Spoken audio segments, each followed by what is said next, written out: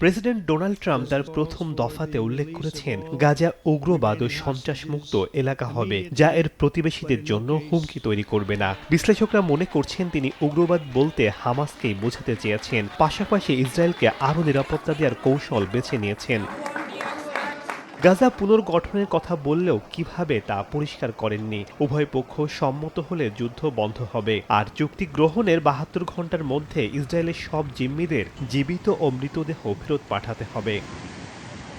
তেল আবিবের কারাগারে আটক থাকা ১,৭০০ গাজাবাসীকে মুক্তি দেবে ইসরায়েল। এর মধ্যে নারী ও শিশু অন্তর্ভুক্ত থাকবে। প্রতিটি ইসরায়েলি বন্দির মরদেহ ফেরত দিলে ইসরায়েল ১৫ জন মৃত গাজাবাসীর মরদেহ ফিরিয়ে দেবে। বন্দীদের ফেরত দেওয়ার পর হামাসের যেসব সদস্য শান্তিপূর্ণ সহাবস্থান এবং অস্ত্র সমর্পণ করতে রাজি হবে তাদেরকে ক্ষমা করে দেয়া হবে।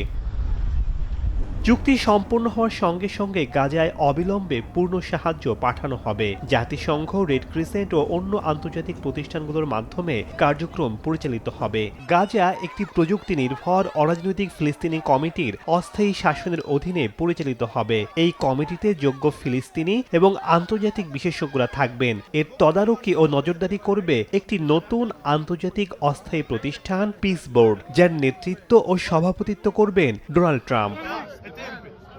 এই কমিটির অন্য সদস্যদের নাম পরে ঘোষণা করা হবে, তবে এর মধ্যে ব্রিটেনের সাবেক প্রধানমন্ত্রী টনি ব্লেয়ার থাকবেন। গাজা পুনর্গঠনে একটি অর্থনৈতিক উন্নয়ন পরিকল্পনা তৈরি ও অর্থনৈতিক অঞ্চল স্থাপন করা হবে, তবে সুড়ঙ্গ সহ সেখানকার সব ধরনের সামরিক ও আক্রমণাত্মক অবকাঠামো ধ্বংস করা হবে। ট্রাম্পের ২০ দফায় আরও রয়েছে হামাস এবং অন্যান্য দলগুলো প্রতিবেশী দেশ বা তার জনগণের জন্য কোনো হুমকি তৈরি করবে না। যুক্তরাষ্ট্র, আরব ও আন্তর্জাতিক অংশীদারদের সঙ্গে কাজ করবে একটি অস্থায়ী আন্তর্জাতিক স্থিতিশীলতা বাহিনী বা আইএসএফ গড়ে তোলার জন্য।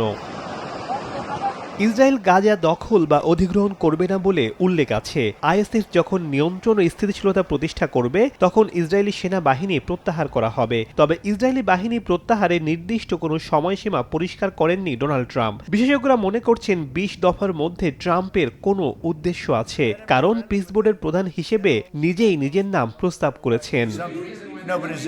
শেখ সাদি মারজান, সময় সংবাদ।